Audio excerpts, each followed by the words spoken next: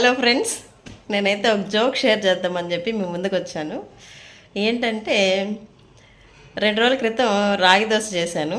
తర్వాత ఆ పిండే ఉండేసరికి 2 డేస్ నుంచి పొద్దున సాయంత్రం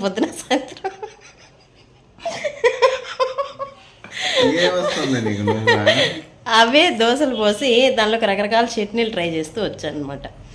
సో ప్రస్తుతానికి అవి తిన్న మా ఆయన్ని అడిగాను ఎలా ఉంది ఏంటని. నువ్వేదో పెద్ద కనిపెట్టినట్టున్నావే, యూట్యూబ్లో చూసే కదా నువ్వు చేసింది అంటున్నాడు. సరే కొత్తగా ఏదైనా ట్రై చేయమని చెప్పి చెప్తున్నాడు కదా అని ఆలోచిస్తే నాకు ఇప్పుడే ఒక ఐడియా వచ్చింది. ఏంటంటే పచ్చిగడ్డి పలావ్, ఎండు రొయ్యలు, ఎండుగడ్డి వేసి రేపు చేద్దాం అనుకుంటున్నాను. సో